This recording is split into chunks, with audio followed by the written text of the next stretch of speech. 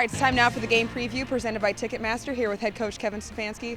Kevin, coming off the bye week, what was the goal for the guys and how do you think they responded to this week off? Well, for the players, it certainly is a getaway, recharge, refresh, get ready for this 9-game season we have in front of us. And then for the coaches, it's an opportunity to really slow down and look at everything. And we wanted to identify things that we can improve upon. And some of that is looking at things that we're doing and saying, okay, this is working really well. Let's lean into this. Hey, this is not working. Let's scrap this and move on to something else. So really allows you to look at all of it, allows you to look around the league at things that people are doing. And again, have a mindset that let's improve as a scheme, let's improve as players, let's improve as coaches as we get started here. You announced this week that Tommy Reese would be assuming play calling duties. So what does this week look like in terms of preparing him for his first time with that responsibility? Yeah, there's a few things that'll be different and a lot that'll be the same in terms of how we structure our game plan and how we decide how we want to attack as a defense. So Tommy's more than capable. He's done this at the collegiate level. I have a ton of faith in him. And, like I've told you guys in the past and like we believe in, it's a very collaborative approach to make sure that I'm giving Tommy everything he needs throughout the weekend on game day, as well as our entire offensive staff. I think it's important that you have a staff that's collaborative on game day. All right, his first test at that responsibility and the team's next challenge in New York, taking on the New York Jets, led by Aaron Glenn. So they're coming off their first win of the season, comeback victory over the Bengals. What have you seen from them in that game, and then what have you seen from them on tape throughout the season? Right, coming off a big win in Cincinnati, coming off the bye just like us. They've played in 6 one-score games. They've been in a lot of close games throughout this entire season. This is a very good football team that has our attention. I have a ton of respect for Coach Glenn. So we have to have the mindset that we have to play our best to get a victory on Sunday. All right, they're going through some quarterback situations. Are you guys preparing for both Justin Fields and Tyrod Taylor? And if so, how different does that preparation look for you guys? I do think you have to prepare for both guys, and really they could play both guys in the game, maybe together even. And that's something that we saw from Justin Fields in Pittsburgh when Russell Wilson was playing and they brought him in. So you have to expect both. We as coaches look at both players and study both players and understand what they're really good at, and both guys can hurt you in a bunch of different ways. You look at the receiving core led by Garrett Wilson coming back from a knee injury.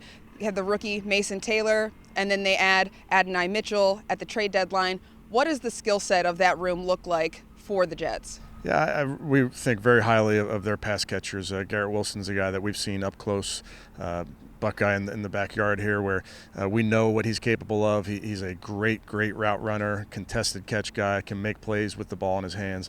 You mentioned Mason Taylor, a guy that we did a lot of work on in this previous draft prep, and not surprised at the success he's having. And A.D. Mitchell coming over from the Colts, another top talent, as you saw going in the second round a couple years back. Speed player, can make plays down the field. All right, post-trade deadline, they still have Breece Hall in that backfield. What kind of a back is he, and how do you anticipate them using him this week? He's excellent. He does it all really well. He can beat you in the pass game, coming out of the backfield. You can hand it to him on any scheme, wide zone, tight zone, gap scheme, you name it. Has speed, great vision. He's a top-tier talent at the running back position. I don't think it's a secret their offensive line has had their fair share of struggles this season. Myles Garrett coming off a career-best game in Week 8. I know he's always hungry, but is there an added anticipation for him in this week?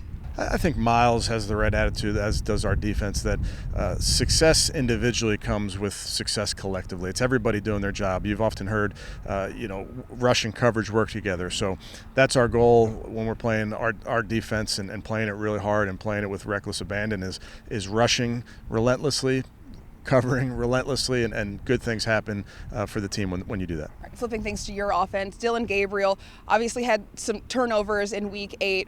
What have you seen from him? What lessons has he learned in his first 4 starts as he gears up that he can take into this 5th start? I think every young player, definitely at the quarterback position, has to learn from every outing that they have. So he's had a few under his belt now where, hey, there's some really good things, and let's do that. Let's continue to operate at this level, and then there's things that we can clean up. Certainly taking care of the football has been a strength prior to this last game, so we got to get back on track there, taking care of the rock. All right, when you think about getting that run game going for you guys and your receivers kind of breaking free, what does it look like in terms of game prep when you see them lose 2 of their star players in Quinnen Williams and Sauce Gardner at the deadline? Yeah, our focus is so much on us, Cam, coming out of this bye, and we have a ton of respect for our opponent. Like I mentioned, I have a ton of respect for Aaron Glenn and what he's about. So we look at when things like that happen, the focus goes right to us. We have to play our best to get our first road victory. And you kind of touched on it a little bit there with the turnovers, but the Jets haven't had an interception this season.